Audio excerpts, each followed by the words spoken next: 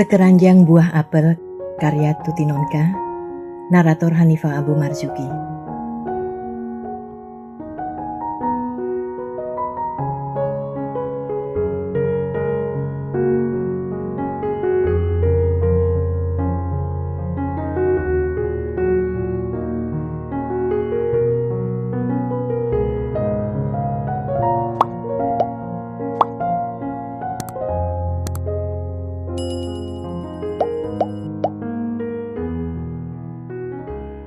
Kereta api terus melaju dengan goncangan-goncangannya yang monoton.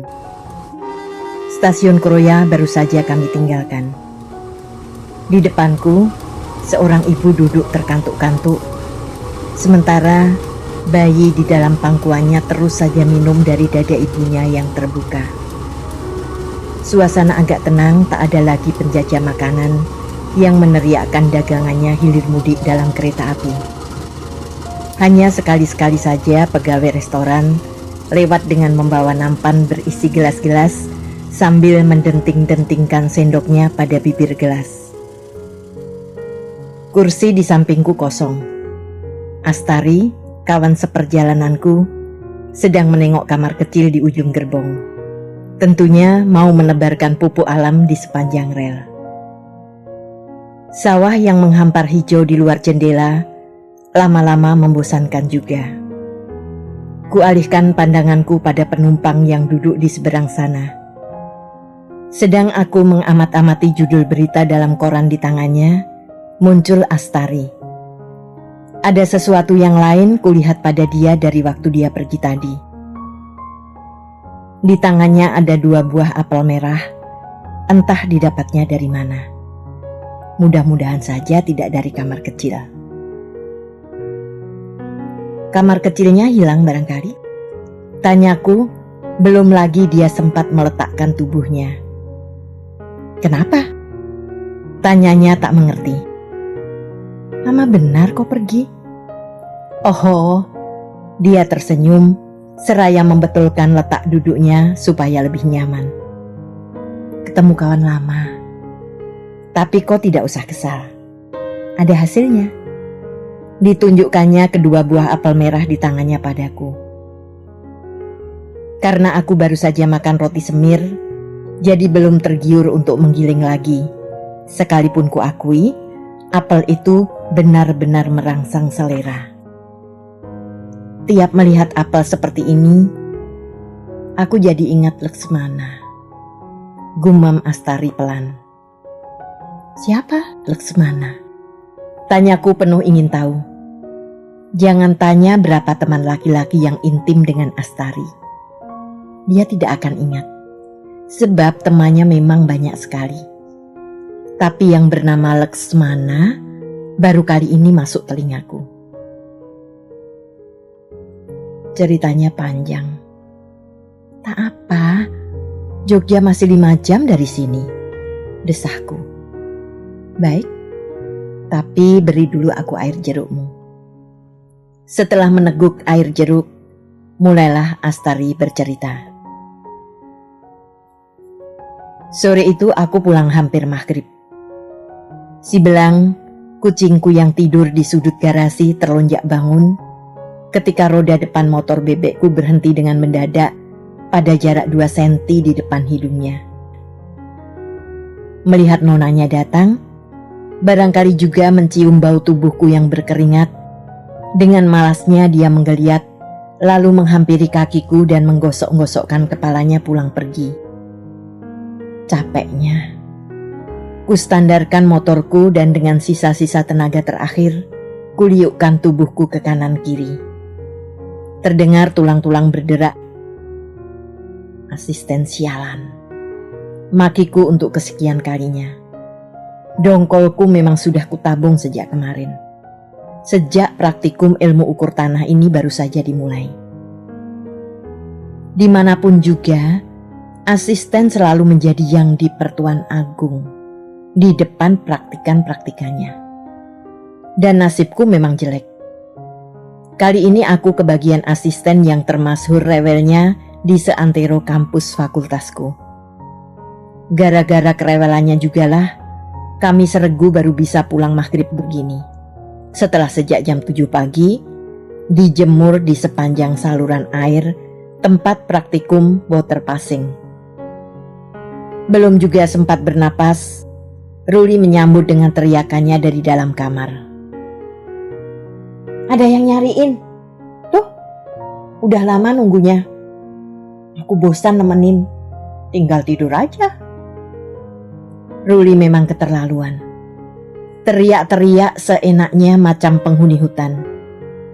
Jangankan telinga di kamar tamu, telinga di seberang jalan pun pasti bising mendengar suaranya. Ku tengok dia ke dalam kamar. Sekalian pakai megapon, Rul. Biar orang sekampung dengar semua. Ruli meringis, terus asik dengan Julius Verne-nya. Siapa sih? Kulemparkan tas ke sudut tempat tidur. Mana aku tahu. Orangnya dekil banget deh. Lebih bau dari sampah. Hus. Sudah tentu Ruli tidak melihat pelototan mataku. Sebab wajahnya tenggelam di balik halaman-halaman novel 80 hari keliling dunia di tangannya. Dengan langkah terhuyung-huyung, ku bawa tubuhku ke kamar depan.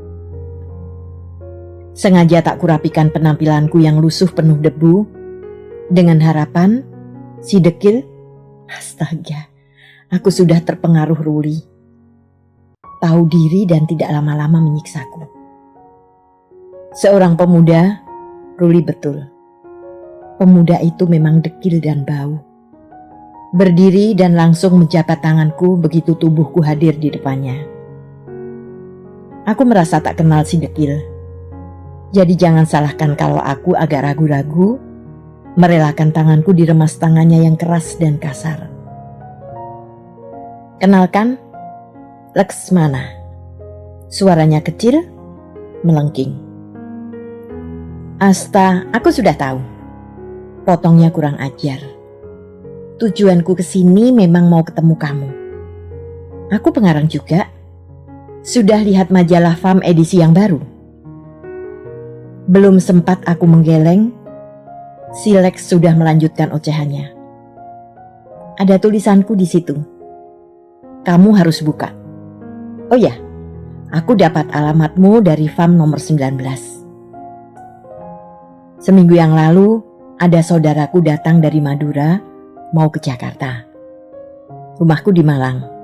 Kamu tahu? Dia minta aku antarkan ke Jakarta. Sebetulnya bapak ibu melarang. Nanti kamu pulang ke sini dengan siapa? Kata ibu. Aku cuma ngedrop aja ke Jakarta. Pulangnya sendiri. Segede ini, kamu boleh percaya boleh tidak. Aku tidak diizinkan pergi-pergi sendiri oleh bapak ibuku. Aku anak bungsu. Bapakku petani apel. Kamu tahu, Malang terkenal dengan apelnya yang sebesar bola voli. Aku dulu pernah sekolah di bagian listrik. Tapi karena takut kesetrum, 2 bulan kemudian aku keluar. Sekarang di rumah saja, bantu-bantu bapak mengurus apel. Bapakku itu bapak tiri, tapi baik sekali sama aku. Apel bapakku besar-besar dan manis-manis, paling baik di seluruh Malang. Kalau tidak percaya, kamu boleh tanya sama orang di Malang. Semua kenal bapakku. Si Lex mengucapkan kalimat sepanjang itu dengan cepat sekali. Seakan-akan tanpa membutuhkan waktu barang setengah detik pun untuk sekedar menarik napas. Kalimatnya baru terhenti ketika serentetan batuk melompat berjejalan dari tenggorokannya. Kesempatan itu tak kulepaskan begitu saja. Cepat kupotong ceritanya yang belum lagi sampai pada koma. Jadi, Anda barusan dari Jakarta? Itulah, sahutnya cepat sekali. Sebenarnya ini salahku juga. Ya, salahku. Ibu pasti marah sekali kalau tahu apa yang kulakukan. Aku memang nakal. Aku sering begini. Tapi Tuhan Maha Tahu. Aku punya keyakinan begini, bahwa semua orang itu pada dasarnya baik, suka menolong. Dengan bekal keyakinan itu, aku tak takut lagi kemanapun pergi. Sebab Tuhan ada di atas sana, dan semua orang baik hati. Mustahil aku akan mati kelaparan. Aku juga begitu. Kalau suatu saat nanti kamu pergi dan mengalami hal yang sama denganku, kamu akan tahu, Tuhan itu Maha Pengasih dan Pemurah. Dia tahu kesulitan umatnya, sebab Dia sendiri yang menciptakan semuanya. Manusia harus mencontoh sifat-sifat Tuhan, sebab kupukul keningku dengan putus asa. Si Lex bicara terus dengan kecepatan 900 kata per menit. Dan aku makin pusing, makin tidak tahu apa maunya, makin tidak mengerti orang macam apa yang terus ngoceh tidak karuan ini.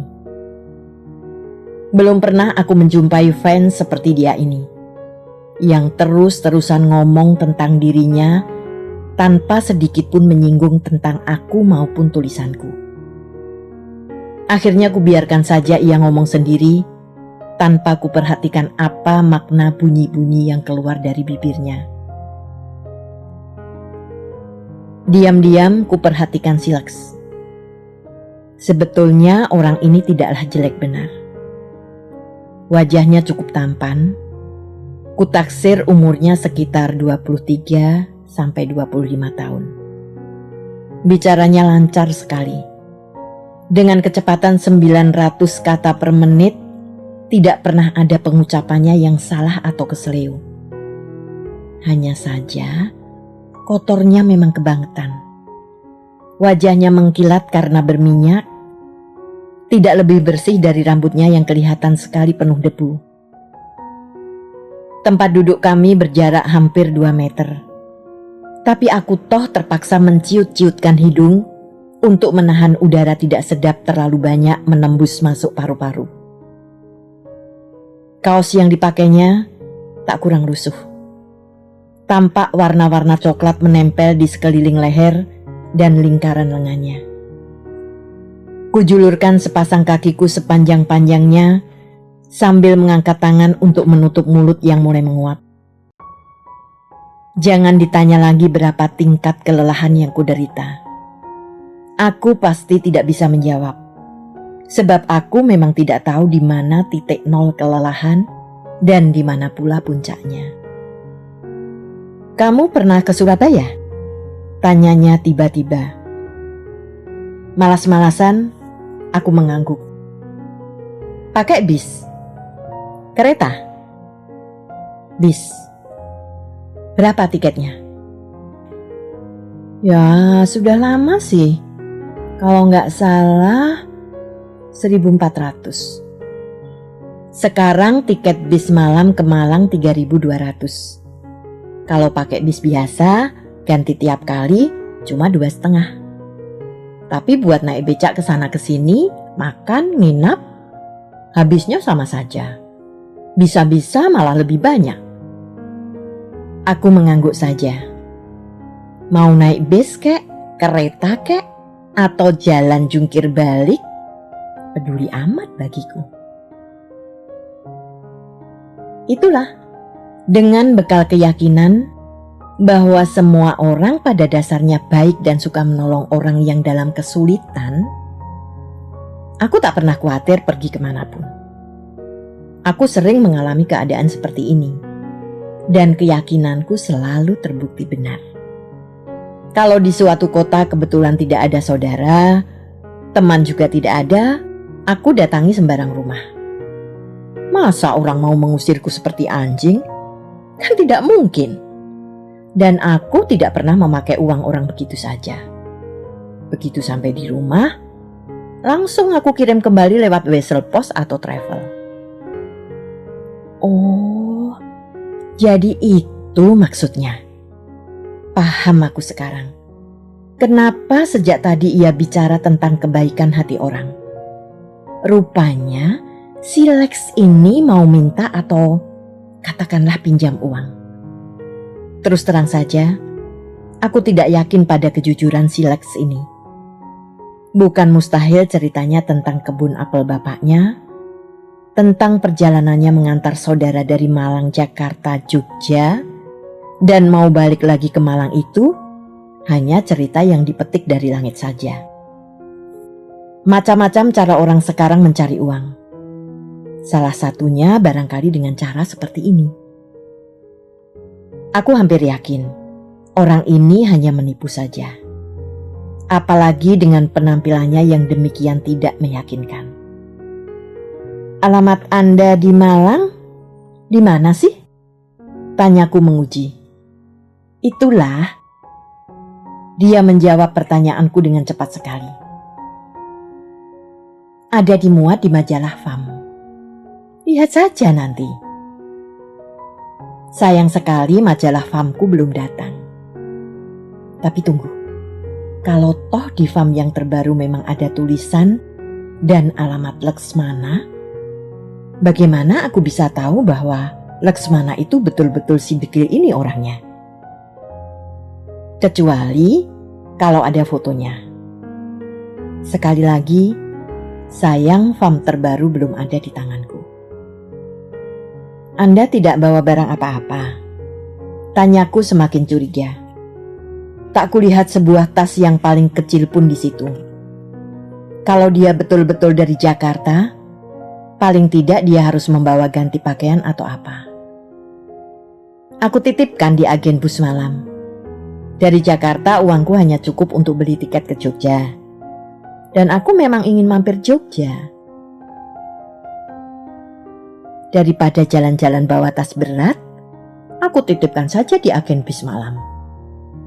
Kamu tampaknya curiga padaku ya? Kalau begitu, kamu boleh ikut aku ke agen bis malam untuk membuktikan. Tidak usah, sahutku cepat. Daripada harus menguntit orang sinting yang kotor dan bau, lebih baik aku disuruh lari maraton 100 km. Orang kadang-kadang jatuh dalam kesulitan yang tidak bisa dihindari. Tapi aku punya Tuhan, dan Tuhan menciptakan manusia-manusia yang baik hati. Siapa tahu, suatu saat kamu sendiri atau saudaramu juga mengalami keadaan seperti aku. Nah, kalau kita bisa menolong orang, orang pun akan menolong kita. Percayalah. Aku diam, ragu-ragu. Kalimatnya yang terakhir kena benar di hatiku. Ya, kalau suatu saat, siapa tahu, aku berada dalam perjalanan dan kehabisan uang, misalnya saja hilang, bagaimana? Dan orang ini, bagaimanapun anehnya, adalah penggemar cerpen-cerpenku. Tentu jelek sekali kesan orang seandainya nanti dia cerita, si Astari pengarang idolamu itu gak mau menolong fansnya yang jauh-jauh datang dan kehabisan uang. Tapi jangan percaya, As, kata batinku. Orang ini penipu. Lihat saja caranya bicara. Rayuan-rayuannya jelas kelihatan sudah berpengalaman. Jangan bodoh. Aku tinggal punya 350 rupiah sekarang. Pinjami 4.000 sajalah. 4.000 saja. Rayunya lagi sambil melihatku bimbang. Dasar aku memang lemah. Aku tak pernah bisa menolak permintaan orang selama aku punya kemampuan untuk memenuhinya. Di samping itu, aku benar-benar ingin agar si dekil ini segera lenyap dari depan mataku. Dan tampaknya dia tidak akan berdiri dari kursinya sebelum memperoleh uang. Apa boleh buat?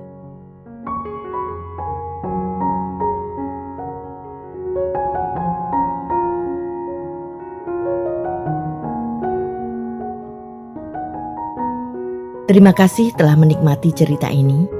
Tuliskan saran atau komentar di bawah untuk memperbaiki channel ini. Jangan lupa tekan tombol subscribe, like, and share.